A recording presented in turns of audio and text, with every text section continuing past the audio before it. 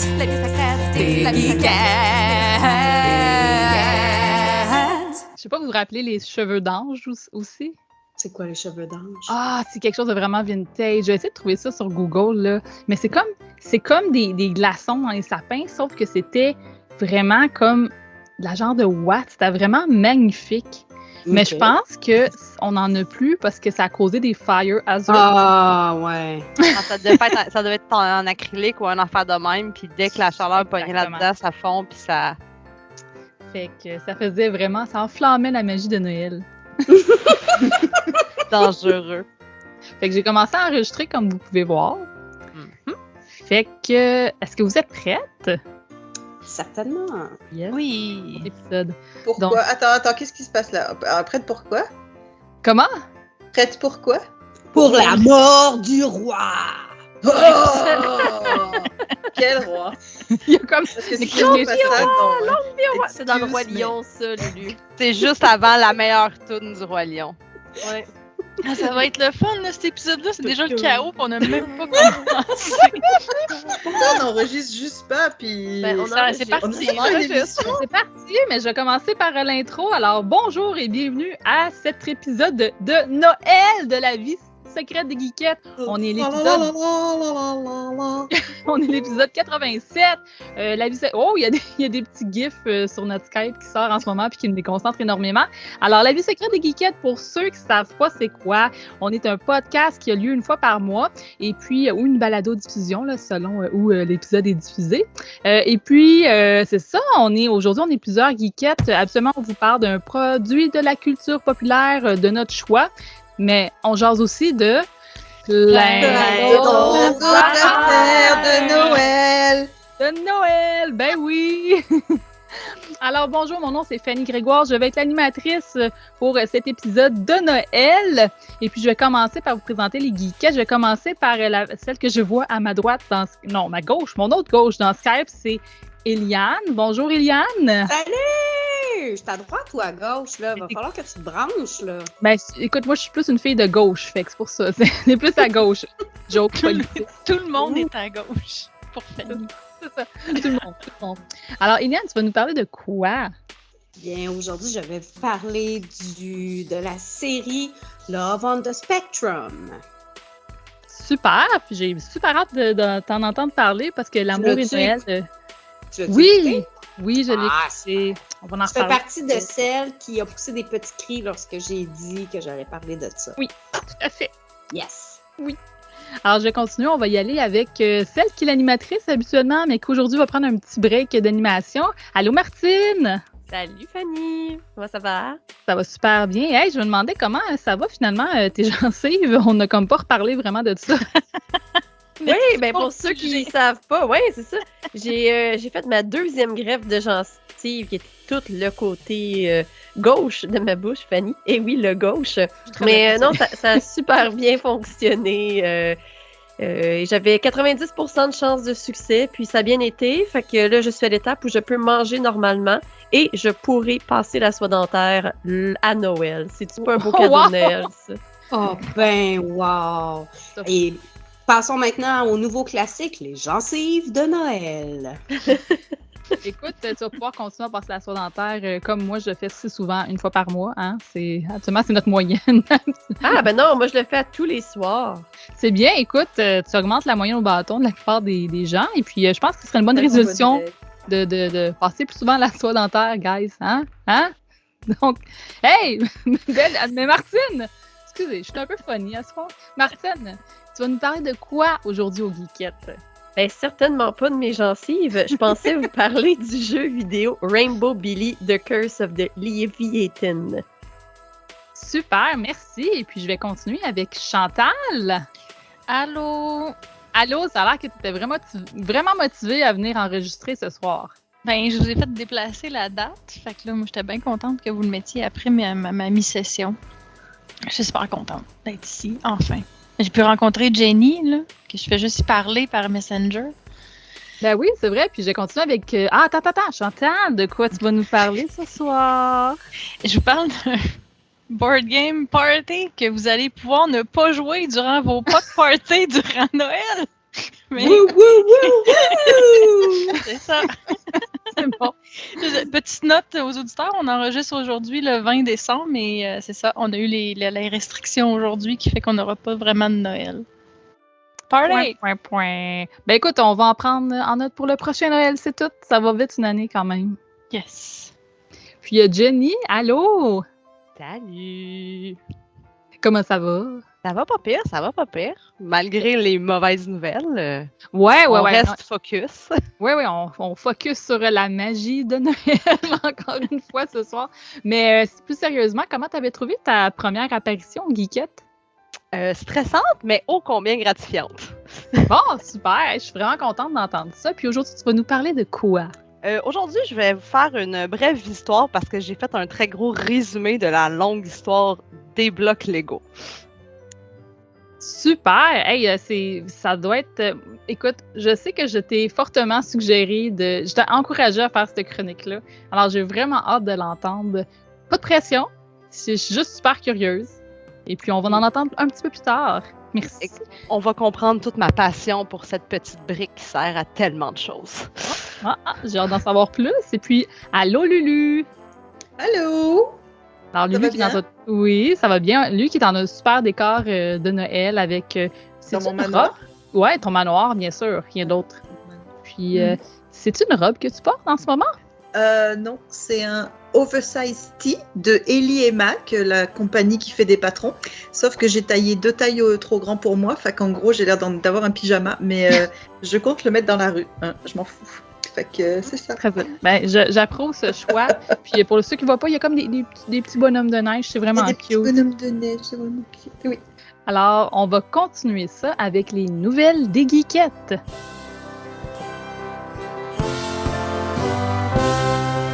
Alors aujourd'hui, pour les nouvelles des geekettes, on va débuter ça, ces nouvelles de Noël-là, avec Martine.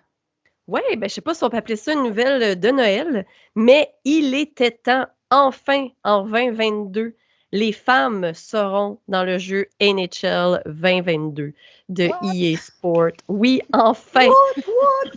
Donc, ce seront les 10 équipes féminines de la Fédération internationale de hockey sur glace, la IIHF.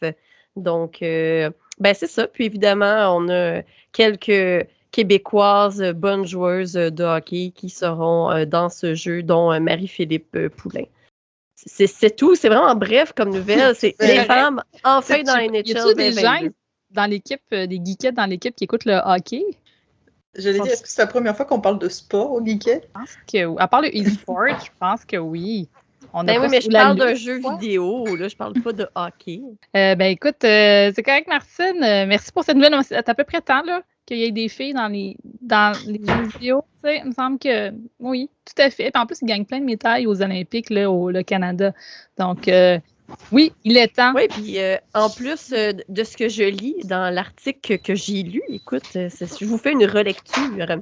Les joueuses avaient été introduites dans le jeu FIFA en 2015. Fait que ça a pris quand même 7 ans avant que ça soit mis à NHL. Fait que, Wow. about time. Oui, vraiment. Alors, ben, moi, je vais continuer avec une autre nouvelle. Alors, pour les gens le peu de gens qui auraient manqué notre une fameuse session sur Twitch du Périfit avec moi, Martine et Lulu. Alors, c'est maintenant, vous pouvez aller regarder ça.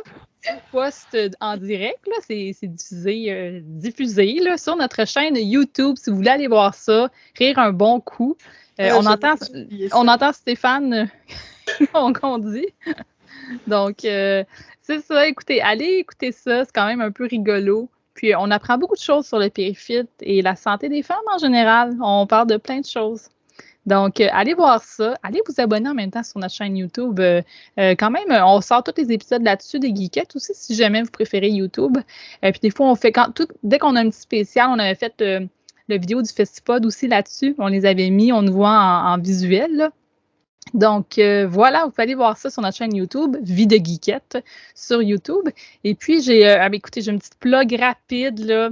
Saviez-vous que mon frère a réalisé son premier long-métrage? Vous dites oui parce que je vous l'ai dit dans Messenger. Mais là, c'est la première fois que j'en parle aux Geekettes. Il va sortir sans doute. Il fait là en ce moment, premièrement, son film s'appelle Le bruit des moteurs. Ça fait la tournée des festivals à travers le monde. C'est son premier long métrage. Si ça vous intéresse d'aller le voir, allez-y. Ça va être de retour en salle cet hiver et où il va sûrement avoir je vais vous partager là, sur la page Facebook des Geekettes là, les liens là, où est-ce qu'il va être pour ceux que ça intéresse. Puis, dans mes plans de 2022, j'aimerais bien faire une petite entrevue avec mon frère. Alors, Philippe, sans doute, on ferait un spécial sur le Patreon parce que je trouve que ça serait quand même intéressant vu que c'est un réalisateur. Puis, j'aurais plein de questions à lui poser là-dessus vu que nous, Geekettes, on parle souvent de films. Je pense que ça pourrait être intéressant. Qu'est-ce que vous en pensez, mesdames? Totalement d'accord. Yes, c'est une bonne idée. Super. Alors, pour les nouvelles, je vais lancer la balle à Chantal. En fait, je lance la boule de Noël à Chantal. Une balle de neige, là, pars. Tu me tires une motte. C'est une joke de Pérus, non? Ça non, j'ai pas de référence. référence. Je suis seule, je vais chanter Tirer une motte à Manon Chabot, toute seule. Monique Chabot, pas Manon. Je suis fatiguée. Écoute, dernière minute nouvelle, c'est en lien avec toutes les fermetures qu'ils font aujourd'hui, puis les gens qui vont rester à la maison. Puis qui ont peut-être beaucoup de séries. Écoutez, il y en a quand même pas pire, des pas pires bonnes qui ont sorti dernièrement. Fait que je vais juste prendre une petite liste vite. C'est des trucs que moi j'écoute, là, que j'aime beaucoup. Fait que The Witcher, saison 2, est sorti. Si vous ne l'avez pas écouté encore, puis vous aimez un peu ça, ben ça vaut la peine. Là, c'est très bien fait. Il y a Wheel of Time aussi, qui est une adaptation des livres, qui est très bon. J'ai pas lu les livres. Puis c'est pas une mauvaise chose, étant donné qu'il y a 8 livres, que c'est genre des fillers, là. Puis que ça finit plus, là. Fait qu'on pourrait skipper. Mais bref, la série est super bonne, elle est bien faite. La magie, les effets spéciaux de la magie, c'est pas cheap lettre que tu fais comme arc. Fait que c'est très beau. Il y a beaucoup télé. Oui, il y a beaucoup de personnages féminins forts dedans aussi. C'est en lien avec l'histoire, on veut pas, là, mais c'est très bien aussi. Il y a Arcade, qui est la série animée de League of Legends aussi. Les dessins sont super beaux, l'histoire est super belle. Si vous n'avez pas vu ça, mettez ça sur votre liste aussi. Et bon, si vous aimez un peu le sci-fi, un peu beaucoup comme... Moi, c'est mon genre de série, mais il y a The Expanse, la saison 6 qui est sortie. Fait que si jamais vous n'avez pas vu ça, mais vous avez 6 saisons que vous pouvez écouter en ce moment. Donc voilà, votre Noël est casé, vos vacances de Noël, vous avez beaucoup de choses à écouter. En fait, c'est comme 2-3 jours d'écoute si vous écoutez non-stop, mais bon, 2-3 jours bien remplis. Puis j'aurais une petite suggestion aussi, vu qu'on est là-dedans, Chantal. Il y a un spécial que je ne sais pas si vous connaissez le podcast Ars Moriendi. L'animateur Simon Prête, j'ai fait un spécial de Noël qui va être diffusé sur frisson.tv. Ça s'appelle À la rescousse de Naël, mais c'est super original parce que c'est un mélange des classiques de Noël, mais à la gore, un peu horreur, là. Donc, j'ai bien hâte de voir ce que ça va être. C'est disponible sur frisson.tv. Et puis, il va être diffusé aussi par la suite, je crois, le 24 décembre. Je pense qu'on peut soit l'acheter là, sur Vidéo on Demand. Je ne suis pas certaine de tout ça, mais allez voir sur frisson.tv. Vous allez avoir toutes les informations là-dessus. Et puis, on continue cette belle table de nouvelles avec Lulu. Oui, en fait, c'est plus une tranche de vie, tranche de pain, en fait. Parce que ça fait une semaine que j'essayais de voir qu'est-ce que j'allais voir au cinéma cette semaine. Et je voyais bien qu'il y avait un truc louche parce que Cinéplex ne vendait plus de tickets pour cette semaine, déjà depuis la semaine passée. Et là, j'étais en panique parce que j'avais peur de tous les spoilers de Spider-Man, là, que tout le monde allait aller le voir, puis que les cinémas ferment, puis que là, j'allais être en angoisse constante de trouver un mime qui me raconte la fin. Ou un spoiler.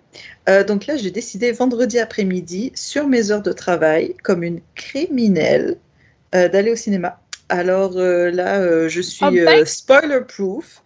Et en plus, j'avais assez de points. Donc, en gros, j'ai vu Spider-Man gratuitement avec mes points, un vendredi après-midi sur mes heures de travail. Fait que t'étais payé pour écouter un film gratuit. C'était super. Fait que si mon boss écoute... non, je plaisante, c'est pas vrai, mais en fait, c'était génial, quoi. J'aurais tellement dû faire la même chose. Je le regrette maintenant. Moi, j'ai été le voir comme jeudi soir, là, mais tu sais, le cinéma était plein à craquer. Il n'y avait aucun espace. Fait que j'étais un petit peu nerveuse quand même. J'étais comme, hey, je me sens pas tant bien, mais écoute, c'est Spider-Man, je vais te faire ça. Ouais, mais écoutez, les gens, on espère qu'il va être disponible Spider-Man sur Disney Plus, là, ou ailleurs. Ce serait vraiment le fun parce que c'est un peu plate. Mais on va aller dans des meilleures nouvelles avec Jenny. Tu peux y aller avec tes nouvelles? J'ai vu 2 expositions d'animaux géants avec des médiums différents. Fait qu'au Palais des Congrès, du 3 décembre au 7 janvier, il y a Le pouvoir secret des animaux. C'est une exposition en briques Lego par Sean Kenney, qui est vraiment comme des... Il y a un perroquet, je pense. Il y a des animaux vraiment gigantesques qui sont là. Exposition, je pense, une quinzaine de dollars. C'est pas très, très cher. Avec un peu de chance, vous allez pouvoir aller faire un tour pendant les fêtes avec votre petite famille, une bulle à la fois. Je ne sais pas. Sinon, au Biodôme, il y a la balade des animaux géants. C'est des animaux géants qui se promènent, en fait, qui sont motorisés et qui sont faits en matière recyclée, donc en carton, des trucs comme ça. Et il y a un compositeur qui a créé une bande sonore là, pour aller avec tout ça. Fait que c'est comme mes 2 sorties oversize, si on veut, là, d'animaux, qui est comme, je trouvais vraiment intéressant, puis j'avais vraiment envie d'aller voir. Peut-être aurais-je la chance ou non. Sinon, vous m'avez donné une idée avec les trucs à écouter qui s'en viennent et tout. Puis à la fin du mois, il y a les pile-poils qui sortent, le Scram 2021. Je pense que c'est comme le 27 ou le 28 décembre que ça sort. C'est leur compilation de l'année. C'est tous des petits sketchs de moins de 2 minutes qui font un peu une critique de ce qui s'est passé. C'est un bye-bye à la sauce épicée, mettons. Moi, je trouve ça super intéressant. Ça fait une couple d'années que je les regarde. Je crois que c'est leur 5e année cette année. Puis, Ouais, j'approuve. C'est vraiment une belle production qu'ils font. Ouais. Là, c'est incroyable qu'ils font ça avec eux seuls, avec les moyens du bord. Là. Ben, cette année, ils ont fait une campagne de sociofinancement justement pour Ouais. avoir un petit peu plus de moyens pour pouvoir créer de quoi de meilleure envergure encore. Là. Fait que j'ai vraiment hâte de voir ça. Mais c'est disponible où qu'on va pouvoir le regarder, ça? Sur leur site, je pense qu'ils ont un site web. Sinon, sur leur page Facebook, là, ils vont avoir leur info et tout. Là. C'est une 20aine de minutes, je pense. C'est moins d'une demi-heure leur truc. Là. C'est quand même assez rapide et c'est souvent très drôle. Et le groupe s'appelle comment encore? Les pile-poils. Parfait, merci. Puis on va continuer les nouvelles avec Eliane. Yes! Fait que moi, on va continuer avec les suggestions de choses à écouter à la télé. Bon, C'est correct, on a du temps là. eh oui! Donc, écoutez, à partir du 13 janvier, ça va être la 10e saison de L'amour est dans le pré qui va commencer. Donc, 13 janvier à 20h sur Nouveau à la télé ou nouveau.ca si vous êtes comme moi et que vous n'avez pas de TV chez vous. Cette année, bon, en fait, les nouveaux candidats sont déjà annoncés. Il va y avoir une fille et 4 gars, dont un homosexuel encore cette année. On se rappelle que la saison dernière, c'était la première fois où il y avait un agriculteur homosexuel qui a formé un couple. Et d'ailleurs, sous nouvelle, j'ai appris aujourd'hui sur la page Facebook de L'amour est dans le pré que Alex et David, le premier couple homosexuel de L'amour est dans le pré, s'est fiancé. Alors, félicitations aux amoureux. Et puis, on va aller continuer à écouter, en tout cas, moi, ça c'est définitif, que je vais aller continuer à écouter cette nouvelle saison de L'amour est dans le pré. Eliane, je me demandais si tu serais prête à faire un hors-série comme la dernière fois avec moi. Puis si jamais d'autres filles voulaient vous joindre à nous, Oui! là, vous êtes les bienvenus aussi. Là, sur L'amour est dans le pré, on avait fait ça l'année dernière. On a sorti un qui est sur notre site Internet, en quelque part caché. Cherchez ça dans Google là, sur notre site. Il n'est pas dans les épisodes officiels des Geekettes, mais comme, ouais, si ça tente, on va faire ça. Certainement, C'est certainement. encore Catherine Levac qui va être l'animatrice cette année? Ou... Je crois que oui, Je pense que effectivement. oui. Catherine Levac, qui, comme vous le savez peut-être, a accouché récemment de jumeaux.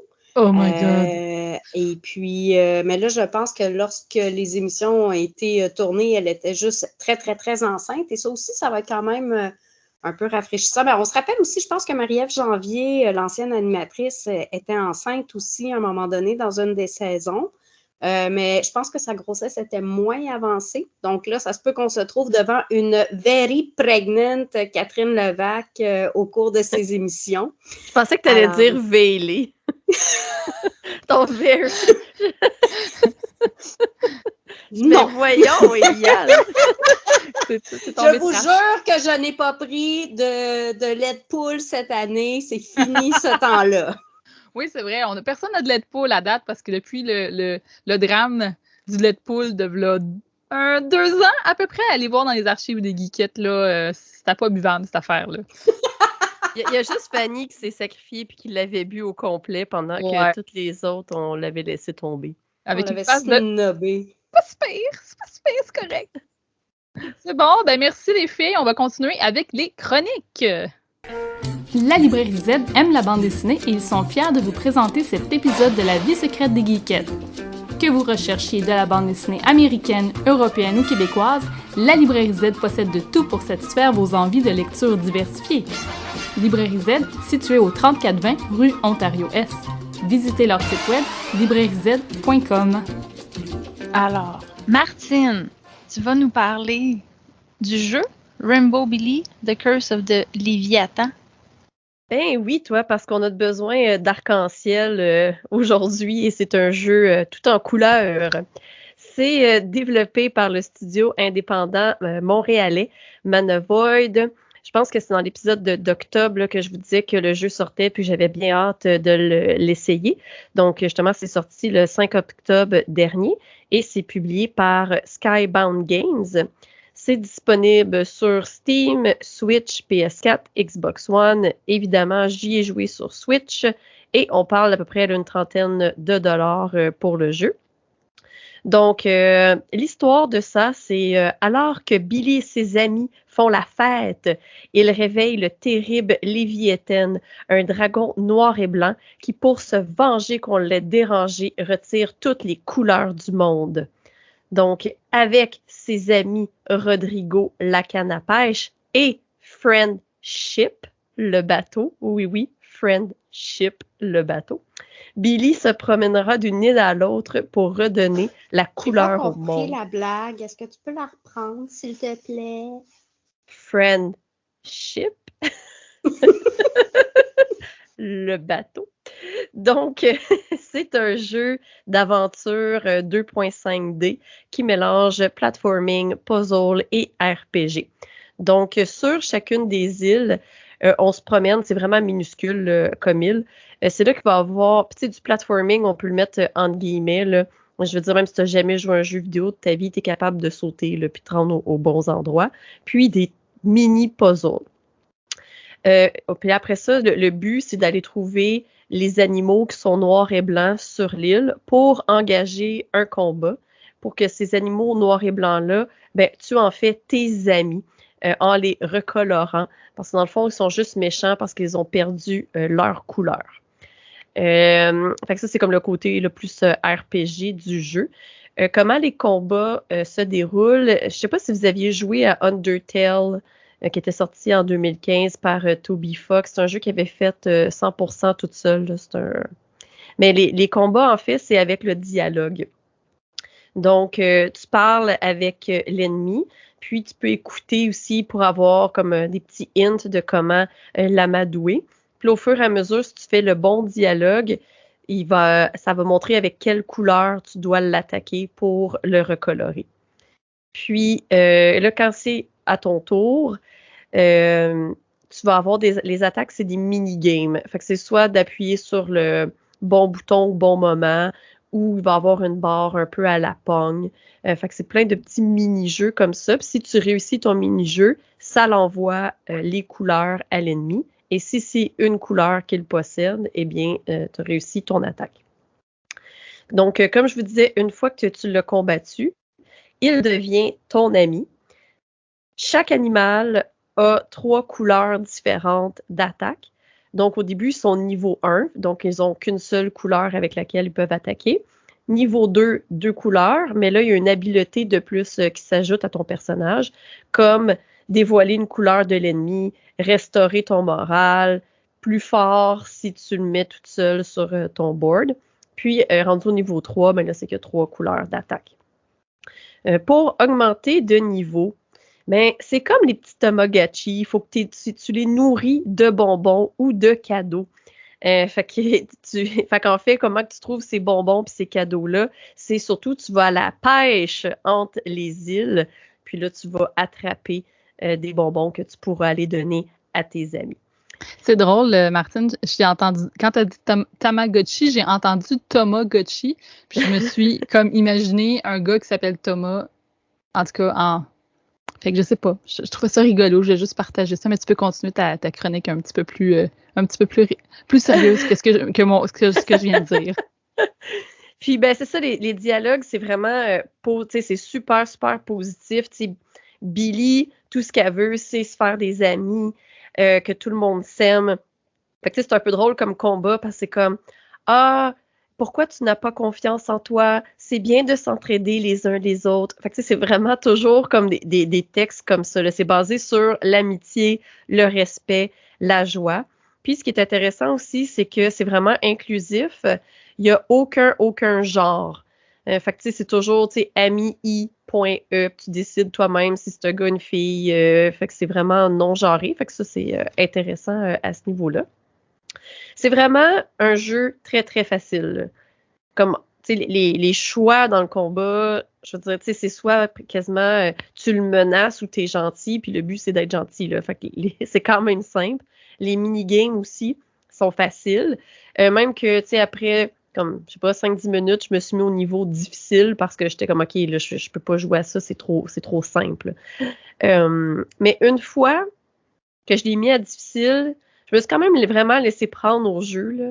Je voulais toutes les recolorer parce qu'ils sont vraiment cute, là, les animaux. Puis là, je voulais toutes les recolorer, je voulais toutes les nourrir. J'étais allée leur chercher tous les cadeaux possibles pour les monter au niveau 3.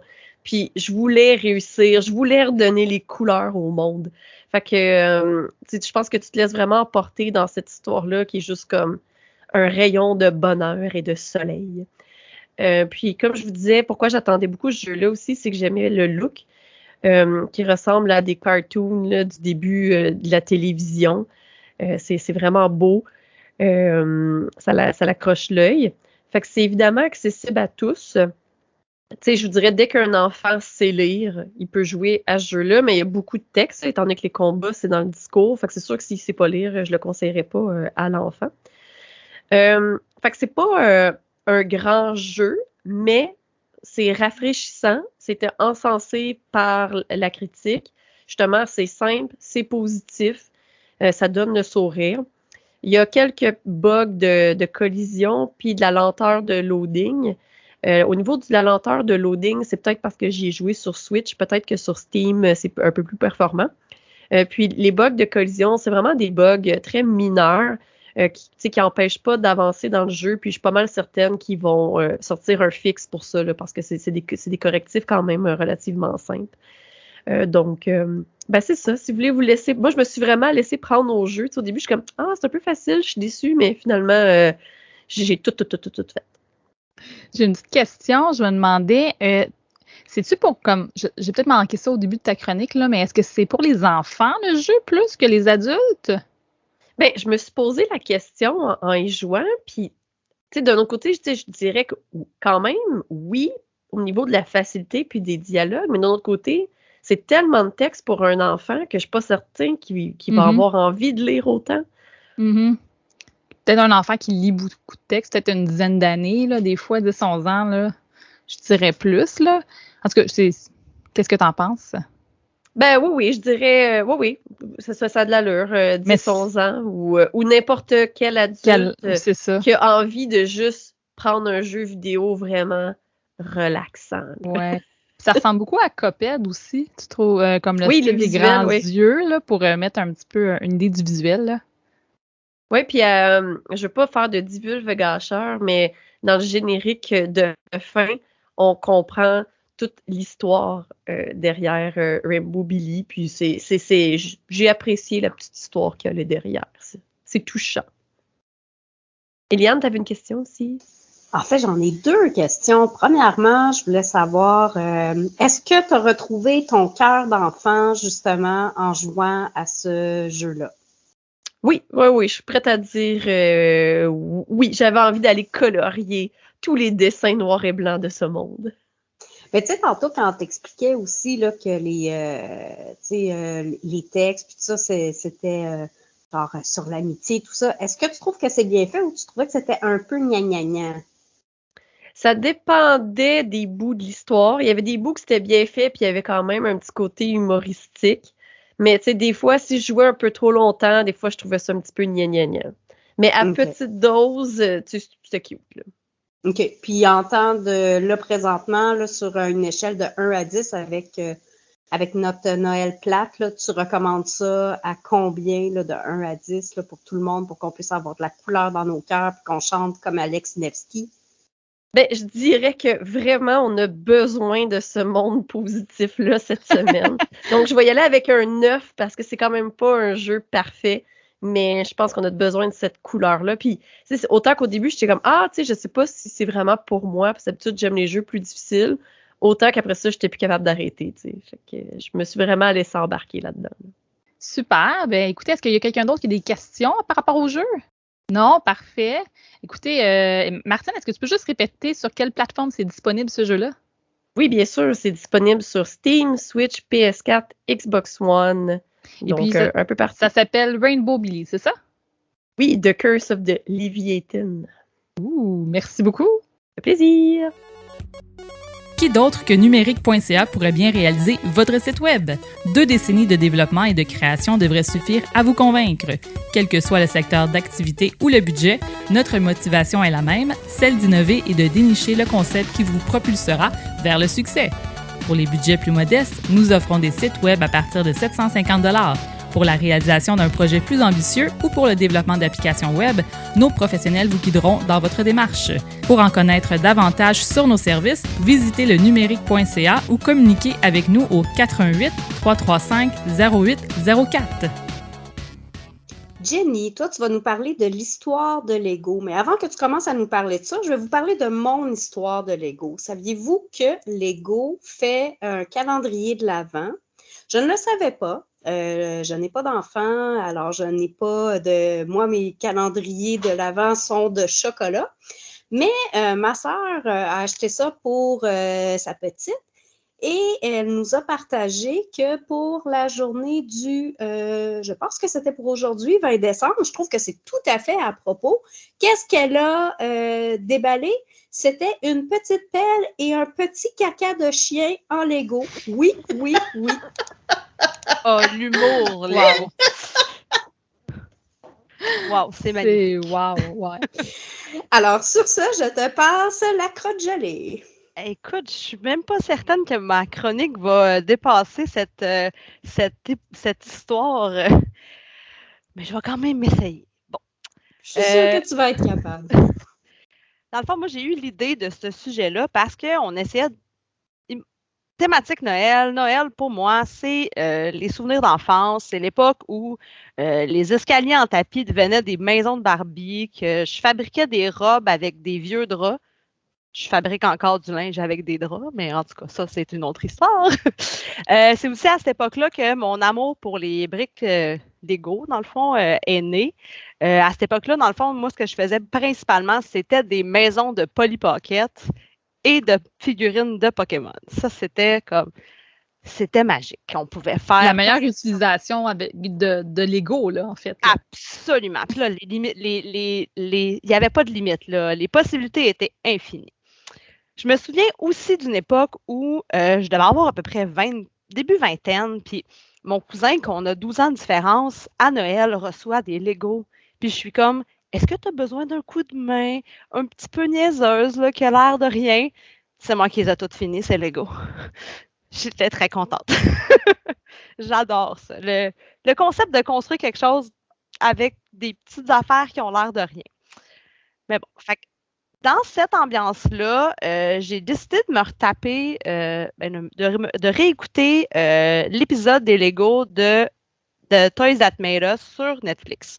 Toys That Made Us, c'est une espèce de série documentaire humoristique sur l'histoire de différents jeux qui existent comme... ouais, c'est vraiment bon en plus. Il y a un épisode sur les figurines de lutte, sur Hello Kitty, sur Star Wars, Star Trek. Masters of the Universe. Ouais. J'ai appris des choses que j'aime parce que il y a certains de ces jouets-là que j'ai pas eu parce que j'étais trop vieille quand la mode est passée ou comme j'étais moins une clientèle pour ça. Mais bref. une petite histoire des blocs Lego. Ça va vraiment, je vais y aller en date, là, en chronologie. Puis je ne parle pas ici de toute la branche cinématographique avec les films et ces trucs-là. Je parle vraiment comme de la petite brique. Lego, c'est une compagnie qui a été créée au Danemark en 1932 par, là je suis vraiment désolée parce que mon danois n'est peut-être pas à point, Ole Kirk Christensen. Je crois. Et la compagnie est toujours dans la famille aujourd'hui, après plusieurs générations. Je crois que c'est son petit-fils maintenant qui est à la tête de Lego. Le mot Lego vient du danois leggo, qui veut dire play well ou joue bien. Dans le fond, c'est comme Ça, je ne le savais pas. Je trouvais ça que c'était intéressant. Là. Des fois, de comprendre l'origine du mot, c'est le fun. Ole était un menuisier de profession, de carrière. Il a fait ça vraiment longtemps. Puis un jour, à l'époque de la montée du nazisme, l'économie était vraiment difficile au Danemark. Puis, dans le fond, il s'est retrouvé plus de travail. Il a dû congédier tous ses employés, puis s'est ramassé tout seul à la maison. Peu de temps après, sa femme est décédée, donc il s'est ramassé seul à la maison avec, je pense, ses 4 fils. Puis c'est à ce moment-là qu'il s'est dit comment je pourrais faire pour divertir mes enfants. Fait que là est venu le premier jouet de la compagnie Lego, qui était en fait un canard en bois. En bois. Parce qu'à l'époque, c'était du bois. C'est un menuisier, je le répète. Il n'y avait pas de télévision dans ce temps-là non plus pour divertir les enfants. C'était pas à construire, c'était vraiment juste un canard en bois avec des petites roulettes là, qu'il pouvait tirer sur une corde. Là, l'image d'un... C'était comme ça. Il jouait avec ça. Et dans le fond, il faut attendre en 1949 pour que Ole découvre les possibilités de l'utilisation du plastique dans la fabrication des jouets pour qu'il lance son premier concept d'Automatic Binding Bricks, qui était le premier prototype de bloc Lego qu'on connaît aujourd'hui. À l'époque, les blocs étaient vides en dessous. Fait que tu pouvais les empiler, mais ça collait pas ensemble. Un petit coup, ça tombait, ça se défaisait. Tu sais, c'était empilé, ça s'emboîtait pas. C'est à peu près 10 ans plus tard, soit en 1958, que le concept des petits tubes sous le Lego a fait son entrée, puis c'est là que tout a changé. Là, les possibilités étaient vraiment beaucoup plus grandes, ça connectait ensemble, ça restait ensemble. On le sait tous, on a tous essayé d'enlever un bloc Lego avec nos mains, puis ça ne fonctionne pas, puis on a besoin du petit outil gris qu'on ne sait pas à quoi ça sert. Et quand on découvre à quoi il sert, on est comme « Oh my God! » On capote. Bon, puis quand c'est pas un Lego, ça tient jamais aussi bien, là. Effectivement. On le voit à la couleur, à la texture. On le sait quand c'est pas un vrai bloc, un vrai Lego. Ouais. Fait que c'est ça. Avec cette apparition-là,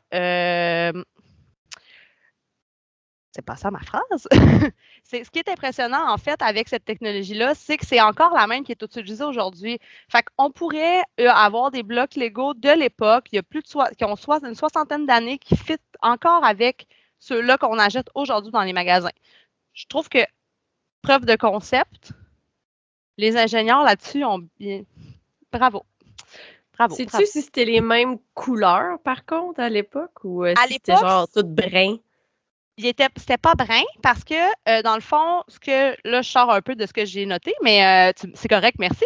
Je sais qu'ils ont fait les premières couleurs, c'était comme rouge, bleu, puis blanc. Dans ces couleurs-là, quand même un peu colorées, mais pas trop. Quelques années plus tard, là, je l'ai même pas écrit, voyons donc. Puis ça fait du sens aussi pour les couleurs parce que, tu sais, comme le rouge puis le bleu, c'est des couleurs faciles à avoir, tu sais, dans la nature ou en général. Puis même le blanc, je veux dire, c'est pas vraiment coloré dans le fond ou à peine. Donc, ça fait du sens, tu sais, qu'il n'y ait pas toutes les couleurs parce que de nos jours, on a tellement plus de couleurs, on est capable de fabriquer tellement plein de couleurs là, avec les pigments que ça fait beaucoup de sens. Ouais. Mais je sais que... couleurs primaires. Aussi, tout à fait. Oui. Mais il manquerait le jaune, tu sais. Mais le jaune, c'est super dur. Il y a eu du jaune, mais je sais que dans l'épisode de Toys That Made Us, ils disent que quand ils ont sorti les châteaux, le monde médiéval, le château, il était jaune et non gris parce qu'il y avait peur que les jeunes fabriquent des tanks avec les briques gris. Fait qu'il y avait toute cette espèce de côté-là aussi qui était dans une espèce de période de changement de guerre, puis tout, il y avait comme l'espèce de... On veut sortir les enfants de cet univers-là, puis de leur donner, j'imagine, un peu plus de couleurs. Il disait aussi que ça a pris vraiment très, très longtemps avant qu'il rentre le vert, parce que le fondateur, il voulait pas le vert. Et pourtant. Il n'aimait pas le vert. C'est beau, le vert. C'est si beau, le vert. C'est comme ma couleur préférée. Bon, dans le fond, là, je t'ai rendu où? Là, vous m'avez tout mélangé avec Moi, vos j'ai questions. tout mélangé, Jenny. Je m'excuse. On est fatigué. Mais c'est super intéressant pour ça. C'est parce que c'est trop intéressant. On veut tout savoir. C'est parfait. J'adore ça. Ça, dans le fond, dans les premières collections qu'il y avait eu à l'époque, il y a 60 ans, c'était beaucoup les villes. Fait que des bâtiments, des trucs comme ça. Il n'y avait pas tant d'accessoires. Puis les voitures, c'était vraiment des voitures des petites voitures miniatures. Là. Ils n'étaient pas faites en Lego. Il faut prendre un moment plusieurs années avant d'avoir vraiment des voitures. Puis que quand ils ont commencé à grandir la collection, comme, mettons, en 1978, c'est là qu'ils ont sorti les minifigures. Puis à cette époque-là, il y avait déjà des voitures, mais les voitures étaient plus petites. C'était pas proportionnel. Les minifigures, ils rentraient pas dans les voitures de police, disons. Fait que l'image, c'est la voiture de police avec la minifigure à côté parce qu'elle rentre pas dans la voiture de police. Fait qu'il a fallu que tous les designers des ensembles, ils refassent leurs calculs, qu'ils recréent les voitures pour pouvoir intégrer les minifigurines à l'intérieur. Puis si je me rappelle bien, il y a un nombre précis de blocs Lego que la hauteur, je pense que c'est 3 blocs Lego que les minifigurines font. Fait que ça fait une bonne proportion avec les blocs. Là. Ils ont réfléchi à tout ça. Là.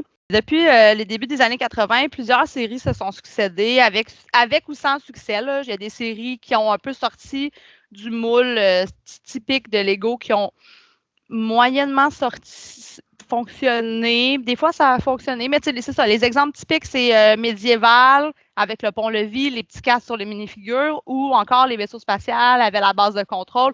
On les a toutes vues. Là. Moi, quand j'étais jeune, j'étais jalouse de Pierre-Philippe parce qu'il y avait tous les ensembles possibles et imaginables dans son sous-sol. Ah oui, ça, Pierre-Philippe. Ah, il y avait ça, puis il y avait les... Je vais faire une parenthèse, là. Beast, c'était comme les Transformers, mais les animaux. Beast War, je pense, ça s'appelait. Il y avait tous les personnages de ça. Puis c'était comme une émission qui jouait à YTV. Fait que personne de mes amis écoutait ça parce que c'était en anglais, mais moi, j'aimais tellement ça parce que c'était des animaux robots. Bref, on ferme la parenthèse. Fait que c'est, dans le fond, en 1999 que la première collection licenciée a fait son entrée chez Lego. C'était la collection de Star Wars. Depuis, on a vu énormément de licences qui se succèdent. Comme il y a encore des Star Wars, il y a Harry Potter, Jurassic Park, il y a Nintendo qui a fait son entrée aussi. Il y a... j'ai vu une autre affaire aussi, j'étais vraiment surprise. Il y a Stranger Things qui ont sorti des trucs, qui ont fait la Echo One de Ghostbusters aussi en Lego. Des fois, c'est pas une collection complète, des fois, c'est juste un truc qui est vraiment typique d'une série ou d'un film. Puis là, ils ont... Je pense qu'ils ont Frozen aussi. Ah, ça m'étonnerait même pas, pas vrai. Mais tu sais, j'avoue qu'aujourd'hui, je m'intéresse un peu plus aux collections qui sont pour adultes que celles pour enfants. Puis autour de moi, j'ai pas d'enfants qui sont encore assez vieux pour jouer avec des Lego. Dans le fond, tu vois, j'allais justement là, avec la clientèle qui vieillit, Lego offre maintenant des collections pour tous les âges. Vraiment, pour les enfants, avec des ninjas, probablement Frozen. On a aussi toutes les collections qui valent plusieurs centaines de dollars de trucs de Star Wars avec les casques, ces trucs-là, des nombres limités aussi de copies qui existent. Pour vrai, ça peut vraiment monter assez cher, merci. Collection architecture aussi, c'est vraiment impressionnant là, avec les ponts puis tout là. Moi, je trouve ça incroyable. J'ai vraiment envie de les assembler, mais après ça, il faut que tu trouves l'espace pour les Les stocker, oui. Stocker, mais pas juste les stocker, mais les mettre en évidence. Il faut avoir des tables. Les exposer à qui? On ne peut plus recevoir personne. C'est le fun de juste les exposer pour soi-même. Des fois, il faut faire les choses pour soi. Oui. Ou pour ton compte Instagram. Ou pour ton compte Instagram, oui, non, c'est ça. Puis ils ont même sorti des collections de pixel art. Là. Puis là, j'ai eu plein de petites idées parce que maintenant, on peut aller à la boutique Lego à Laval et acheter les pièces à l'unité. J'ai vraiment envie de me faire un petit dessin pixelisé. Là, puis, en tout cas, j'ai plein d'idées. Quand aurai-je le temps? Je ne le sais point. En plus, Puis jour de l'an, ça a l'air que tu vas avoir pas mal de temps. je ne sais pas si je vais être chez moi. Je vais peut-être utiliser mon privilège d'être une personne qui habite seule pour aller chez d'autres gens. Fait que ça se peut que je fasse ça. Dans le fond, pour terminer, j'avais le goût de vous faire découvrir des artistes qui utilisent les blocs Lego comme médium. Dans le fond, vous avez sûrement déjà vu sur Internet les images d'art urbain où certaines structures sont réparées avec des blocs Lego. Il y a entre autres l'artiste Jan Vorman qui a créé les œuvres qu'il a appelées Dispatch. Vous pouvez regarder ça sur Internet, c'est super. Moi, je trouve ça vraiment très beau. Là. Sinon, il y a aussi mon préféré d'entre tous, Nathan Sawaya, qui c'est nommé par lui-même un brick artist. Dans le fond, ce gars-là, il va faire des sculptures géantes, des formats réels de personnalités connues. Il va faire des répliques d'œuvres d'art, comme il a fait le Cri, mais en 3D avec le visage qui ressort un petit peu. Puis il y a aussi une collection d'œuvres inédites là, que lui a créé de toutes pièces, qui s'est inspiré de sa tête. Pour vrai, c'est une façon d'aller chercher l'enfant en toi en étant tu sais, comme il y a une espèce de... Je ne sais pas comment le dire, mais il y a une frénésie. Pour vrai, quand j'ai vu son exposition, j'avais l'impression d'être comme à Disney World, dans le fond. J'étais là. C'est tellement impressionnant de voir ces petites briques avec lesquelles tu as joué quand tu étais petit devenir des aussi grandes choses. Puis sinon, il y a aussi plein d'artistes qui vont créer des meubles avec des patrons pour pouvoir faire tes meubles en blocs Lego. Pour vrai, les possibilités sont infinies. Ce n'est pas parce qu'on n'est plus un enfant qu'on ne peut pas utiliser les blocs Lego. Voilà. Hey, ça termine super bien ta chronique, Jenny. En parlant de Disneyland, là, il y a un parc qui s'appelle Legoland. Il a été ouvert en quelle année? Ouais. Ou est-ce que tu n'as pas ça? Je ne l'ai pas noté, mais je sais qu'il a dû le vendre parce qu'il y a un moment donné, il s'en parle dans le premier qui a ouvert au Danemark, il a dû le vendre parce qu'ils ont eu un gros moment où il n'y avait plus beaucoup d'argent. C'était la seule façon de faire survivre. Il était en faillite. Oui, il était près de la faillite, fait qu'ils l'ont revendu. J'avoue que cette information-là, je ne l'ai pas, mais probablement que ça se trouve facilement. Ah oui, puis il y avait un petit truc que je vais rajouter que j'ai oublié là. Il y a en juin dernier, ils ont c'est comme une petite nouvelle, la petite grano en moi est très très fière de savoir ça qu'ils travaillent depuis en juin, ils ont sorti leur premier prototype de bloc Lego en plastique recyclé. Fait qu'ils sont en train de travailler là-dessus. Fait que bravo Lego de vouloir aider à diminuer notre consommation de pétrole sur la planète. Super. Oui, on l'avait déjà mentionné dans les nouvelles, les geekettes, là, plusieurs épisodes, mais c'est super que tu l'aies mentionné. Encore une fois, là, moi, je suis fascinée par cette nouvelle-là. Je pense tellement souvent, je me dis toujours, pourquoi il n'y a pas plus de compagnies qui font ça, justement? Hey, merci beaucoup, Jenny, pour ta super chronique. C'est super inspirant. Moi, j'ai envie d'aller jouer avec des Legos. Là. Il y en a pas loin là, ici, là, mais je les défrais pas parce qu'ils sont quand même montés. Mais merci beaucoup. En montant ma chronique, j'ai réalisé que j'en avais même pas ici. Oh! Bon, on une demande au Père Noël. Oui, Père Noël, je fais des Legos, s'il vous plaît.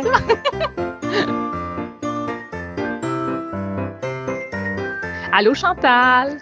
Allô, Fanny. Alors, tu vas nous parler d'un board game aussi appelé en français jeu de société. C'est Detective Club. Oui, alors le club détective aussi, la version française existe. Je me demandais, est-ce que vous avez déjà entendu parler de ça, étant donné que c'est un party game? Non? Non, malheureusement. Parfait. OK, c'est bon. Fait que c'est sorti en 2018 et je n'avais jamais entendu parler. Ça a été designé par Alexander Nevsky, puis ça vient de l'éditeur E-Game. Donc, c'est un party game, 4 à 8 joueurs, recommandé 8 ans et plus. Fait que je trouvais que c'était une bien bonne idée, que ça faisait Noël, parce que c'est un party game. Ben, à défaut d'avoir des parties, mais vous pourriez juste vous l'acheter puis pleurer dans la boîte. C'est une excellente boîte pour pleurer dedans. Mais c'est combien de joueurs? C'est 4 à 8 joueurs. 4 à 8. OK, c'est pas super. Non, c'est pas super, ça se fait encore. Oh, ouais. Fait que c'est un jeu de cartes avec du bluff, de la déduction, Puis c'est quand même drôle comme jeu. C'est pas très sérieux dans le sens. C'est pas sérieux. Fait que c'est un jeu, c'est ça, que je ne possède pas.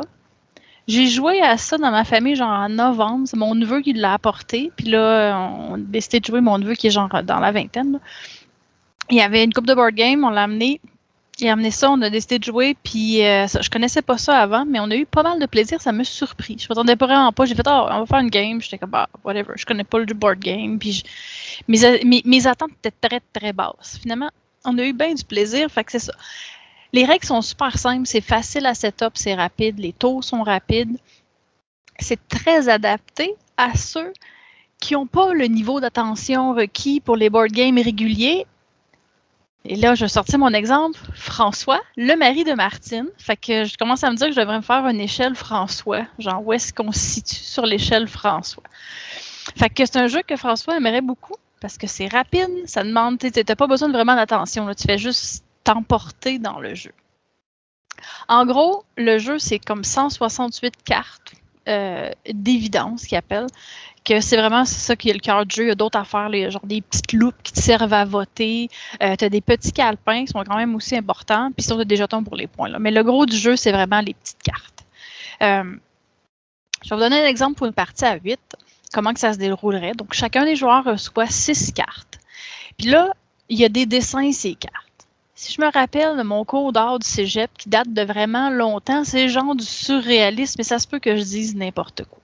Mais exemple, une carte peut avoir genre une porte de devant une maison entrouverte qui flotte sur l'océan avec des fleurs. Fait que c'est très beau. Vraiment, ils ont remis beaucoup d'attention sur les dessins, mais c'est vraiment n'importe quoi que tu vas voir dedans. C'est des objets que tu peux identifier. C'est pas de l'abstrait, mais c'est plein d'affaires qui ne fitent pas vraiment ensemble. Ça fait très carte de tarot, je trouve. Mais ça va même plus loin qu'une carte de tarot, je te dirais, parce qu'il y a plein d'affaires par rapport qui sentent, tu sais, à un moment donné, tu peux dire, il y a comme un livre caché dans le coin de la très Dali, hein, ouais. Oui, ça peut être comme un peu plus comme ça, si tu veux. Fait que c'est ça, chaque joueur a ses 6 cartes. La première personne qui joue, elle va regarder ses 6 cartes et elle va choisir un mot. Pour l'exemple, ici, on va prendre, mettons, l'océan. Fait que là, on va prendre 2 cartes qu'on retrouve ce mot-là, que quand tu regardes la carte, tu dis « Ah, ouais, l'océan, ça marche ». Fait que là, il y a 8 joueurs, mais il y a seulement 7 calepins. Et sur 6 des 7 calepins, elle va écrire le mot « océan ». Après ça, elle va distribuer les calepins face vers le bas, face cachée, aux joueurs. Donc, il y a un des joueurs il y a un calepin avec pas de mots écrits dessus. Cette personne-là, c'est l'espion. Le conspirateur. On aime ça, les conspis? Fait que c'est lui le conspirateur. Fait que, qu'est-ce qui va arriver, c'est que les autres personnes vont regarder leur carte et vont dire, OK, moi, avec Océan, je peux choisir cette carte-là, puis je peux convaincre les autres que ça veut dire Océan. Par contre, la personne qui est le conspi, ben, elle sait pas c'est quoi le mot. Fait que là, tu vas regarder, les joueurs, chacun à leur tour, vont mettre une carte. Fait juste mettre la carte, on dit rien pour le moment. Puis là, ben, le conspirateur arrive et il aura vu les cartes ou pas. Des fois, ça dépend où est-ce qu'il est situé dans le cercle. Puis, il va mettre une carte. Là, au fur et à mesure, après ça, on fait le deuxième tour, les gens mettent l'autre carte. Et après ça, il faut que tu expliques pourquoi tu as mis ta carte. Et c'est là que le fun du jeu commence. Et que tu dis, ben moi, j'ai choisi cette carte-là parce qu'il y a un océan là. Ou des fois, ça peut être, moi, j'ai choisi ça parce que tu vois-tu la petite note de musique dans le coin en bas à gauche, puis ton thème, c'était musique. Fait que là, c'est le jeu où ce qu'il faut que c'est la game de bluff, là, qui dit, ben oui, je savais c'était quoi le mot, voyons, j'ai choisi cette carte-là, ça fait totalement du sens. Et, une fois que chacun a expliqué ses 2 cartes, on passe au vote. Sauf la personne qui a écrit le mot, les 7 autres joueurs passent au vote puis disent, ben moi, je pense que c'est toi le conspi. Fait que tout le monde met leur petite loupe, whatever, devant la personne, on vote. Et, celui si le conspirateur il a le plus de votes, ben là, il a perdu, mais s'il y a genre pas beaucoup de votes, ça veut dire qu'il a gagné, il a réussi à bluffer les autres, puis ils n'ont pas voté pour la bonne personne. Et après ça, excuse-moi, ça fait très Among Us un peu, là, comme genre de faut trouver, quand on crie, c'est loup-garou le jeu, là, ou est-ce qu'il faut que tu trouves le loup dans le fond? Ouais. Exact. C'est ça. J'ai déjà joué à loup-garou, ça fait très, très, très longtemps, mais de mon souvenir, j'ai mieux aimé le Detective Club, même si le nom, il est pas super, là, c'est vraiment pas vendeur, parce que ça a l'air d'un jeu pour enfants, mais il y avait quand même, ça avait quand même de l'allure. Fait en gros, tu sais, dans le fond, qu'est-ce qui peut arriver, c'est que tu connais le mot, tu dis oui, océan, mais il n'y a aucune de mes 6 cartes qui a le mot océan. Fait que c'est ceux-là, mes 2 meilleurs, mais qui sont vraiment mauvaises. Puis là, il faut essayer de convaincre le reste des gens que c'est bon. Puis des fois, comme je me rappelle d'un des tours, ma mère avait choisi le mot rivière, puis c'était tellement facile à deviner parce que tout le monde avait de l'eau, puis c'était moi qui étais le conspi. Je dis, ben, si je me mets une carte avec de l'eau, c'est sûr que je suis capable de m'en tirer et effectivement, personne n'a voté pour moi. Si tu veux, tu peux aussi comme mettre la marde dans le jeu, puis choisir un mot quand c'est ton tour qui est très abstrait. Puis ça, c'est fucking hilarant parce que c'est vraiment plus difficile de dire, mettons, c'est quoi la droite ou l'amitié ou le consentement. Oh! Les conflits là, que ça doit donner. Ben, que tout le monde est comme, OK, comment j'interprète ça? Le consentement, je vais donner quand même des crédits. C'est mon chum qui pensait à ça puis qui voulait tellement mettre ce mot-là. Finalement, on n'a pas eu le temps de jouer une autre game pour mettre ce mot-là, mais ça serait un excellent mot à mettre dedans. Le consentement, comment tu fais? Par contre, c'est pas ton avantage parce que la personne qui écrit le mot, elle veut que le conspi, il n'y ait aucun vote. Comme ça, c'est comme ça qu'eux deux, ils font des points. Fait que tu sais, c'est pas ton avantage de mettre un mot compliqué, mais moi, personnellement, un party game, je m'en fous de gagner ou pas. Je veux juste foutre la merde, le chaos, puis je veux qu'on se crie après, puis qu'on ait du plaisir en même temps. Fait que moi, je suis du genre à choisir des mots abstraits. Comme l'amitié, c'était parfait quand on a choisi ce mot-là. Les cartes que les gens sortaient pour expliquer, puis ça faisait aucun sens. Finalement, on votait même pas pour la bonne personne parce que mon père, il était magique. Il était tellement pas capable d'expliquer ses cartes. On riait de lui. Puis on votait toutes contre lui, mais il savait le mot, puis il avait choisi ces cartes-là, puis j'étais comme, mais qu'est-ce que tu fais? Puis c'est ça. Fait que c'est les meilleurs joueurs, ça. Ouais, mon père. Mais Chantal, justement, si le mot est l'amitié, t'as-tu le droit de dire, je l'ai mis parce que le mot est amitié? Comme t'as-tu le droit de dire le mot amitié ou t'as jamais le droit de le dire pendant tout le tour, mettons? Dans le fond, le mot, il n'est pas connu le temps que les gens choisissent leurs cartes. Puis une fois que tu as mis tes cartes devant toi puis tu les révèles, ben dans le fond, ils sont déjà révélés une fois que tu les choisis. Une fois que tout le monde a choisi leurs 2 cartes, le mot est révélé. Fait que, mettons, tout le monde a mis leurs 2 cartes. Là, la personne... OK, le conspirationniste le sait c'est quoi le mot avant de les expliquer. Fait que là, s'il y a 2-3 personnes, excuse-moi, j'ai sauté cette étape-là, mais c'est un très bon point, Martine. La personne va dire le mot. Fait que là, le conspi, il a le temps de patiner. Mettons, il y a 2-3 personnes qui expliquent leur carte. Il est comme, OK, c'est ça le mot. Fait que là, ben, OK, vite, je peux expliquer en disant ça. Puis il a le temps de plugger. S'il n'a pas catché c'était quoi le mot, là, il peut plugger c'est quoi. Tu sais, des fois, tu sais pas c'est quoi le mot. Fait que tu fais juste mettre des cartes qui ont le plus d'affaires possible. Puis hope for the best. Qu'est-ce qui va arriver? Puis là, des fois, ben, tu te plantes. Puis tu patines, puis t'es comme, il n'y a aucun lien, mais t'essayes. Les meilleurs vendeurs vont gagner. Je pensais qu'il ne savait pas le mot même pour expliquer. J'étais comme, mon Dieu, ça doit être dur pour Non, excuse-moi, j'ai sauté cette étape-là, mais en effet, là, il sait le mot, mais tu sais, si t'es la première personne qu'il faut qu'il explique tes cartes, t'as genre 3 secondes d'écart pour expliquer. Là. Fait que, mais c'est pas arrivé dans les games qu'on a joués, il y avait comme 3-4 personnes avant. Fait que la personne avait le temps d'expliquer c'était quoi. Là.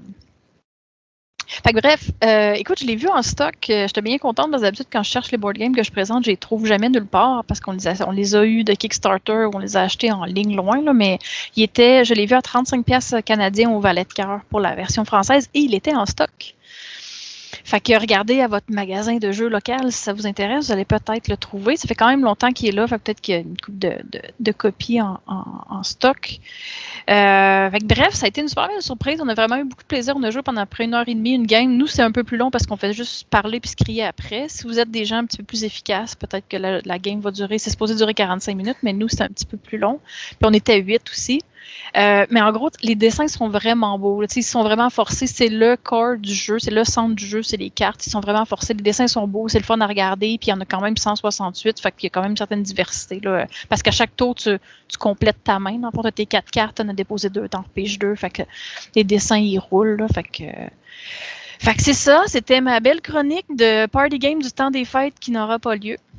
Mais justement, Chantal, vu que tu viens de dire que les cartes y roulent, puis ça, moi, ma question par rapport à ça, parce que avant que tout soit annulé, je cherchais des jeux de party, mais des jeux aussi qui étaient corrects avec le COVID, ou est-ce que tu n'as pas besoin justement de te passer des accessoires ou des choses comme ça?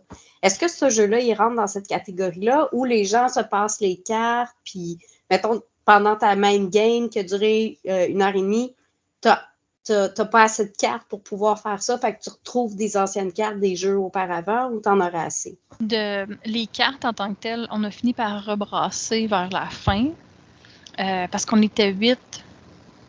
Puis en tout cas, bref, on a fini par rebrasser des cartes là, parce que je pense que peut-être que t'es pas obligé de le faire parce qu'il y a du monde qui ont échoué puis qui ont remis leurs mains, ils ont discarté leurs mains au complet, fait qu'ils ont repigé. Là.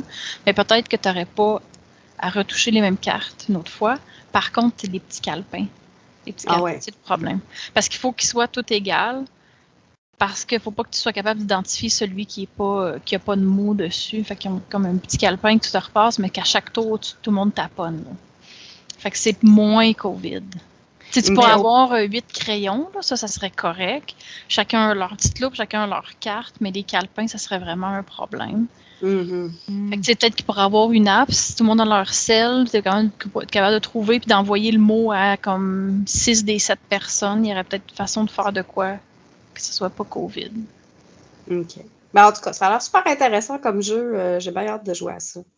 J'aime bien les party games que tu peux facilement créer le chaos, mais qu'en même temps, c'est facile à setuper. Mais souvent, quand tu es dans un mode party, tu veux pas passer 45 minutes à mettre un jeu, ça marche pas, là, le monde t'es père. Là. Fait qu'il faut que ça prenne 4 secondes, t'expliques les règles, même quelqu'un sous comprend. Puis, let's go, tu pars. Là, puis c'est ça. Hey, merci Chantal, c'était vraiment intéressant. Puis, tu sais, moi, c'est ça, je suis pas mal sûre, je vais me le procurer. Si c'est pas pour ce Noël-ci, ça va être pour prochain party de famille. Là. Je trouve ça vraiment intéressant. Et merci. Mais ça fait plaisir. Hey, tu savais-tu ça que les Geekettes ont maintenant un Patreon? À partir de 2$ par mois, tu peux avoir accès à du contenu exclusif des Geekettes. Il y a des entrevues, le podcast des Geekettes secrètes et plein d'autres affaires. C'est au patreon.com/geekette, geekette avec un S à la fin. Et on a toujours notre bouton PayPal si tu préfères nous donner un montant fixe de ton choix. Le bouton est sur notre site web au geeketteavecunS.ca, geeketteavecunS.ca. Ah, Eliane, je suis tellement contente que tu parles de Love on the Spectrum parce que tu le sais que moi aussi, je suis tellement fan de cette série-là. Dès que c'est sorti, Eliane et moi, on n'arrêtait pas de se chatter là-dessus. Va l'écouter. Oh yes! Et pour vrai, si je faisais partie du show, je pense que j'aurais voulu me marier avec Jaden. Fait que j'ai hâte que tu m'en parles et que tu me dises qui sont tous tes préférés, qu'est-ce que tu aimé. Parce que moi, cette personne, je dois en faire mon meilleur ami. Oh mon Dieu, j'ai tellement hâte de t'entendre là-dessus. Mais effectivement, merci Martine pour cette belle introduction. Sache qu'on n'est pas tout seul à aimer ce show-là. Il n'y a nul autre que J.J. Abrams, oui, Monsieur Lost / Alias, qui a dit que c'est Love on the Spectrum, c'est probablement one of the most sweetest show on the planet. Alors, la barre est haute, tout à fait. Donc, ben oui, effectivement, encore une fois, me revoici avec un show de dating. Vous savez comment est-ce que j'aime ça? Moi, j'adore voir les gens tomber en amour devant la caméra. Et là, ben maintenant, comme tu l'as dit, Martine, je vais parler de mon show de dating préféré. Oui, plus que l'amour est dans le pré, je parle effectivement de Love on the Spectrum. Wow, c'est gros ça comme révélation! Puis on the Spectrum comme dans le spectre de l'autisme, si vous êtes comme ma mère et que vous préférez écouter vos émissions doublées en français de France sur le Netflix, ça s'appelle avec le titre horrible de Histoire d'amour et d'autisme. Mais pour les liens de cette chronique... C'est vraiment pas bon comme titre. C'est trop... c'est comme, en tout cas, c'est trop littéraire. On dit vraiment c'est quoi, là? C'est littéral, c'est ça. C'est ouais, très, c'est ça. Alors voilà, Histoire d'amour et d'autisme. On dirait que tu vas aller regarder comme un documentaire d'Arte, tu sais, genre... Oui! Chiant doublé en allemand, genre. Ouais, ça sonne pas très divertissant, mettons. Mais au contraire, cette série est extrêmement divertissante et elle tombe à point. En fait, moi, elle est tombée à point dans ma vie en pleine pandémie. Et puis, je vais en reparler un petit peu plus tard, mais franchement, et là, là, on va pas taper encore sur le clou, mais si vous cherchez quelque chose pour vous mettre du bonheur dans le cœur pendant le temps des fêtes, ben, si vous connaissez pas Love on the Spectrum, il faut commencer à regarder ça. Alors voilà. C'est quoi Love on the Spectrum? C'est une série documentaire qui est de type télé-réalité non scriptée. Puis ça vient de l'Australie. Donc, comme je disais, là, ça suit des jeunes adultes qui naviguent dans le tumulte de la recherche d'une relation amoureuse. Mais c'est ça, ils font tous partie du large spectre de l'autisme. Donc, il y a des gens qui sont plus introvertis, il y a des gens qui sont plus extravertis et tout ça. Fait qu'on on découvre plusieurs personnes et plusieurs personnalités qui sont tous très, très, très, très, très attachants. Au niveau technique, là, la série est produite par Northern Pictures. Puis ça a d'abord été diffusé sur la télévision publique australienne en 2019. Puis par la suite, en juillet 2020, bam! C'est tombé sur mon Netflix Canada. Et là, je suis tombée en amour. Comme dans toute bonne série où est-ce qu'on suit, toute bonne série de dating, on suit des jeunes adultes qui sont à différents stades de leur vie amoureuse. Donc, il y en a dans la gang que ça va être l'occasion de faire leur premier rendez-vous amoureux de leur vie. Comme Mark, le beau Mark, qui aimerait tellement trouver une fille qui tripe sur les dinosaures autant que lui. Mais c'est pas facile pour Mark. Pourtant, il paraît bien, il a l'air d'un bon gars et tout ça, mais c'est pas toujours facile. Puis, il y a d'autres gens dans la série là, qui sont déjà en couple, comme par exemple Jimmy, le champion de... Lui, c'est un champion de billard international, et puis sa blonde Charney, qui eux sont déjà en couple, puis ils se préparent au défi d'emménager ensemble.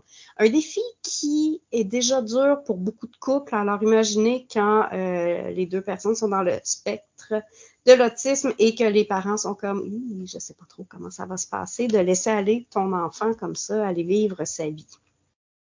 Il y a une chose aussi qui est intéressante là, dans cette série-là, c'est que les protagonistes de Love on the Spectrum sont accompagnés parfois, au besoin, par les conseils de l'experte en relations Jodie Rogers. Et je tiens à dire que je pense qu'il y a certains gars qui pourraient suivre les conseils de Jodie Rogers. Je pense que ça leur ferait pas de tort, en tout cas. Ouais, elle donnait des bons conseils. Elle était très... elle avait du sens, moi, je trouvais. Ouais. Tu sais, des conseils de base comme quand tu vas sur une date, tu dis bonjour et tu poses des questions à la personne et oui. Tu t'arrêtes pour écouter la réponse et tu ne penses pas à ta réponse tout de suite au moment où la personne te parle. C'est bon pour tout le monde. Je sais pas, mais je pense qu'il y en a qui ne sont pas dans le spectre qui gagneraient à se rappeler ceci. On ne voit pas, là, mais on est oui.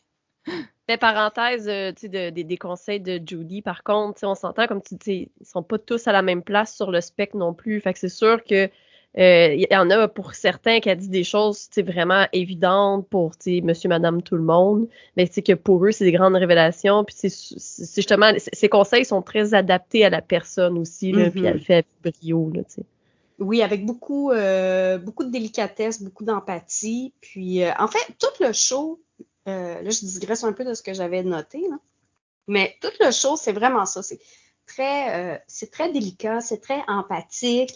Il y a pas moi j'ai pas senti de voyeurisme là-dedans, j'ai vraiment juste senti de la bienveillance puis du bonheur. Je sais pas si vous avez eu cette même impression-là, les filles. Oui, tout à fait. Moi, j'aime pas tant les téléréalités parce que justement, le côté voyeur me tape un peu sur les nerfs.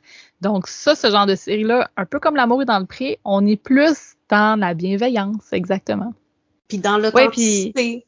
Oui, vas-y, c'est comme un événement justement qui se produit. Je sais qu'il y a un couple dans un restaurant, puis la fille a fait une crise de panique, puis elle dit là, je sais plus quoi dire, puis elle panique, puis tu sais, elle dit là, je suis plus bien, puis ils font juste comme parfait, on coupe les caméras. Tu sais, il y a même pas de doute, c'est juste comme t'es pas bien, on arrête l'enregistrement, puis on te force pas là-dedans, puis c'est là que tu vois que il y a de la bienveillance dans tout ça là, tu sais. C'est ça, exactement. Fait que voilà, écoute, là, dans Love and the Spectrum, là, si on vous a pas assez convaincu, j'ai pour vous 5 bonnes raisons pour vous inviter à vous réchauffer le cœur avec Love and the Spectrum. Alors, raison numéro 1, ça se regarde rapidement. C'est 2 saisons, 11 épisodes, environ 50 minutes. Moi, première saison, c'était les 5 premiers épisodes, j'ai écouté ça. Deuxième saison, quand c'est sorti en septembre, je pense qu'en une fin de semaine, j'ai passé là-dessus. Et pour vrai, ça a juste fait du bien dans mon cœur. C'est ça, ça se regarde vraiment rapidement, mais ça fait du bien là où ça fait mal. Deuxième raison, ça restaure ta foi en l'humanité. Et Dieu sait que ces derniers temps, cette foi en l'humanité a été shakée. Donc, comme je disais là, un petit peu plus tôt, là, c'est respectueux, c'est drôle, c'est touchant, c'est vrai. Moi, je pense que si tu écoutes Love on the Spectrum puis que tu n'as pas un sourire béat dans ta face en l'écoutant, je te conseille d'appeler ton cardiologue parce que tu es probablement mort en dedans. Fait que voilà. Troisième étape, troisième bonne raison, c'est couvert de prix. À Banff, pour les Rocky Awards 2021, ça a gagné le prix de Best Relationship Show. Et puis, ils ont aussi gagné le prix d'excellence pour un show de réalité au Real Screen Award de 2021 toujours. Sur Rotten Tomatoes, ils ont un fabuleux score de 100 du côté des critiques et de 92% du côté du grand public. Là, moi, je soupçonne que le 8% qui a voté contre ça, c'est Vladimir Poutine puis Kim Jong-un, OK? Bon. Puis, ils n'ont pas voté pour la saison 2 parce que là, ils ont donné 100% tout à fait. Et aussi, votre meilleur guide pour savoir que c'est vraiment une excellente émission à écouter, c'est effectivement l'enthousiasme généré par, l'enthousiasme que plusieurs geekettes ont manifesté lorsque j'ai dit « Hey, je vais parler de Love on the Spectrum! » Ouais, on était vraiment heureuses. Après ça, une autre chose, c'est divertissant, puis il y a aussi des bonnes conversations franches. Les protagonistes, ils se cachent pas derrière des filtres pendant le temps qu'ils participent à l'émission. Ils se dévoilent en toute sincérité, là, un peu comme tu disais, là, la fille qui dit « Hey, là, ça va pas bien, je fais une crise de panique et tout ça. » Et aussi, ça donne parfois des discussions assez surprenantes, comme une des personnes qui était allée sur une des dates, qui dit je pensais que j'étais intéressée par les gars. Au début, c'est un gars qui écrit, qui dit ça. Il dit moi, je pensais que il est en date avec une fille, puis il dit je pensais que j'étais intéressée par les gars au début, mais j'ai écouté de la porno gay, puis finalement, ça n'a pas fonctionné. Fait que je suis intéressée par les filles, finalement. Tu sais? Fait que c'est comme, t'écoutes ça, puis t'es comme, ok, c'est franc, c'est très franc. Il y a des moments de malaise dans le show, ça c'est sûr et certain, mais je veux dire, quelle date n'a pas connu de moments de malaise là, dans la vie? Ça arrive. Puis, effectivement, j'ai pas eu l'impression qu'on poussait la note pour faire le show, là, un peu comme vous disiez tout à l'heure. Et ma 5e raison, non, ce n'est pas Jaden, moi, c'est Michael. Hey, écoutez, là. Oubliez ça, les teams Big ou ben Aiden. Moi, je suis Team Michael. Hey, c'est tellement mon coup de cœur, là, celui-là. Il est tellement divertissant puis attendrissant. Lui, son but dans la vie, on le voit dans les 2 saisons. Puis son but dans la vie, là, son ultimate goal in life, c'est de devenir un mari, c'est de trouver sa future épouse. Puis, il est incroyable, je veux dire. On dirait là qu'il a lu les règles, il a lu le petit carnet de la date parfaite, puis il applique ces règles-là à la lettre. Toujours habillé chic, la petite chemise, le costard, le parfum. Il achète une fleur pour sa prétendante. Il lui tire la chaise et tout ça. Il lui fait des compliments. Tu sais, C'est sûr que dans tout ça, il a l'air un peu rigide, là. Bon, c'est aussi un gars qui n'a pas encore trouvé l'amour de sa vie, mais il a déjà choisi la bague de mariage. Il a déjà acheté un petit cadre dans lequel il va placer leurs photos et tout ça. Puis, il a déjà décidé que lorsqu'il allait mourir, les gens allaient dire à sa femme, tu sais, la chose qui a rendu cet homme-là le plus heureux, c'était de t'avoir épousé. Bon, il l'a pas encore rencontré, cette fille-là, mais il a déjà décidé ça dans sa C'est vie. des détails, tout ça. Oui, c'est ça. Mais quand même, il est juste tellement attachant. Puis il a vraiment une super personnalité. Puis il a les meilleures répliques. Là, j'ai juste réécouté rapidement les épisodes là, pour le bien de la chronique. Là. Puis écoute, il y en avait tellement là, des répliques extraordinaires. Là. Puis il est tellement sérieux quand il va les dire, mais en même temps, ça fait tellement rire. Fait qu'à un moment donné, il est comme super sérieux, puis il dit genre, il parle à sa sœur, puis il dit, ouais, tu sais, il y a plein de personnes de nos âges qui sont pas intéressées dans s'investir dans une relation. Ils sont juste intéressés par avoir du sexe. Puis après ça, il se tourne vers sa sœur, puis il dit, puis tu sais, il y a plein de filles de ton âge qui cherchent un chum juste pour être leur bodyguard ou bien être leur sugar daddy. OK, c'est bon. Bref, la mère de Michael dit quelque chose que je suis très d'accord avec ça, c'est « Every family needs a Michael ». Puis tout à fait, moi j'adore Michael. Sauf que là, toi, Martine... C'est parce que là, il est pas... C'est parce qu'il est pas... Attends. Michael, c'est parce qu'il est là dans la saison 1 et 2. Ça fait que c'est un personnage qu'on voit plus longtemps. Parce que c'est sûr que moi aussi, dans la saison 1, j'aimais les répliques de Michael. Jaden, il apparaît juste à la fin de la saison 2. Ouais. Et il y a des répliques encore plus punchées, telles que... Un moment donné, il est sur un app de dating où il faut qu'il fasse oui ou non. Puis là, il dit, ben voyons, elle a l'air d'une hippie. Les hippies ont juste servi dans les années 70 pour faire la révolution. Ils ne servent plus à rien. Puis il swipe à non. Ça, je l'ai trouvé tellement snob, Jaden! Oui, mais c'est Carl, c'était tellement profond, là. Puis il est habillé comme un duc, là, avec son truc de velours. En tout cas, c'est vraiment incroyable. Puis tu sais, comme tu dis, mais ils ont tous des bons calls comme si elle n'aime pas les dinosaures, c'est un deal breaker. Écoutez, il faut... Mais oui, Michael, c'était mon préféré dans la saison 1. Mais on dirait que dans la saison 2, je me suis comme un peu tannée. Ouais. Ah, pour vrai? Ah, pourtant.